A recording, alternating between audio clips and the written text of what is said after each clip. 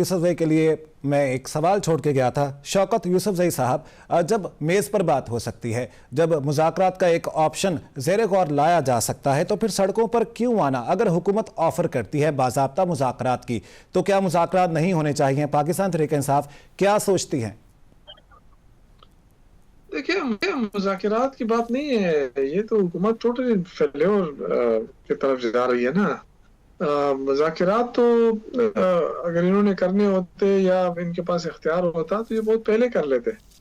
ہم تو دیکھیں 26 نومبر سے لے کے اب تک کتنے 7-8 مہینے ہو گئے, کتنا انتظار کرایا, لیکن ہمیں پتہ ہے کہ یہ مذاکرات نہیں کر سکتے, نہ ان کے پاس اختیار ہے. اور جی کہتے ہیں نا ان کے پاس ایجنڈا کیا ہے, ایجنڈا ایک تو نہیں ہے نا. آپ کے تو ہر جگہ اتنے آپ نے مسائل بنائے کہ ایک مسئلہ تو نہیں ہے کہ ہم آپ کو کہیں کہ ایک مسئلہ ہے. آپ نے دیکھے رول آف لا کے لیے ہم سٹرگل کر رہے ہیں, پارلیمنٹ کی سپرمیسی کے لیے سٹرگل کر رہے ہیں, ڈیموکریسی کی بحالی کے لیے سٹرگل کر رہے ہیں, ہیومن رائٹس کے لیے سٹرگل کر رہے ہیں, مہنگائی کے خلاف سٹرگل کر رہے ہیں, عوام کے حقوق سلب بول رہے ہیں, اس کے لیے تو ایجنڈے تو بہت زیادہ ہیں. اسی لیے تو عوام عمران خان کے ساتھ کھڑی ہے, ویسے تو نہیں کھڑی ہے عمران خان کے ساتھ. لوگ اسی خاص مقصد کے لیے کھڑی ہے کہ ان کے مسائل حل نہیں ہو رہے, ان کی مشکلات میں اضافہ ہو رہا ہے, اور یہ حکومت ان مشکلات کو حل کرنے میں بری طرح ناکام ہو گئی ہے. نہ یہ معیشت ٹھیک کر سکی, نہ یہ ملک چلا سکی. اب دیکھیں 77-78 ہزار ارب کا قرضہ چلا گیا ہے. اب یہ مزید 1275 ارب کا ابھی جو بجلی کے گردشی قرضہ ہے اس کو کم کرنے کے لیے ابھی مزید قرضہ لے رہے ہیں. اور ہوگا کیا, لوگوں کی بجلی کے بلوں میں اور 3 روپے 3.5 روپے پر یونٹ اور اضافہ ہو جائے گا, اور وہ پیسے پھر دیں گے یہ آئی پی پیز اور ان لوگوں کو. تو یہ آئی پی پیز کون لے کر آیا تھا؟ ان کے معاہدے کن لوگوں نے کیے ہیں, کن سیاستدانوں نے کیے ہیں؟ اس کا خمیازہ عوام کیوں بھگتے؟ تو یہ ملک کو تو انہوں نے بٹھا دیا ہے, ہر لحاظ سے بٹھا دیا ہے. ان کے تو اپنے وہ خرچے پورے نہیں ہو رہے ہیں, قرضے لے 33 ہزار ارب کا قرضہ لیا ہے شہباز شریف نے. یہ کوئی معمولی بات نہیں ہے. تو مطلب یہ کہ اس طرح اگر ملک چلانا ہے آپ نے, اور یہ کہہ کر کہ جی ہم نے ڈیفالٹ سے بچا لیا, ہم نے ملک بڑا زبردست طریقے سے چل رہا ہے, تو اس طرح ملک چلانا جو ہے نا, یہ تو ملک تباہی کی طرف آپ لے جا رہے ہیں. یہ قرضہ اتارے گا کون؟ جو بھی حکومت آئے گی اس کے بعد وہ قرضہ کہاں سے دے گی؟ یہ کوئی معمولی قرضہ ہے. 33 ارب روپے کا قرضہ آپ نے لیا ہوا ہے, اور آپ کہہ رہے ہیں جی ہم نے معیشت کو درست ٹریک پر ڈال دیا ہے. کہاں ڈالا ہے آپ نے؟ کوئی 1 روپے کا ریلیف دیا عوام کو؟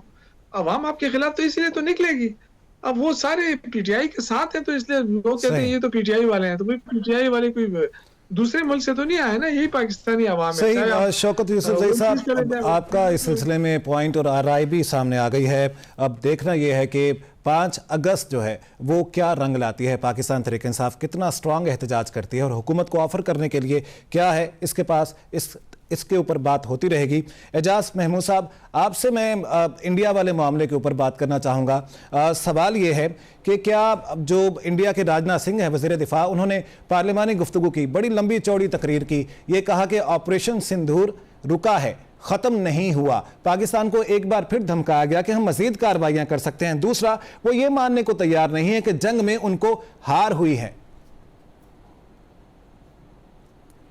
دیکھیے جی, اس وقت جو یہ تو ان کا کہنا بالکل ٹھیک ہے کہ آپریشن سندور رکا نہیں ہے, اور یہ سیز فائر ہے, اور ٹیکنیکلی بھی ایسے ہی ہے.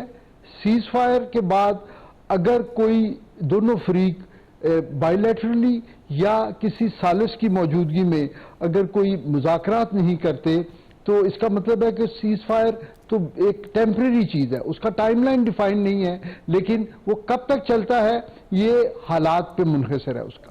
لیکن آپریشن سندور تو جاری ہے, وہ بارڈرز کے اوپر نہیں ہو رہا, وہ ایئر وائلیشنز نہیں ہو رہی, لیکن بلوچستان میں جو ہو رہا ہے وہ آپریشن سندور ہی کی تو ایکسٹینشن ہے.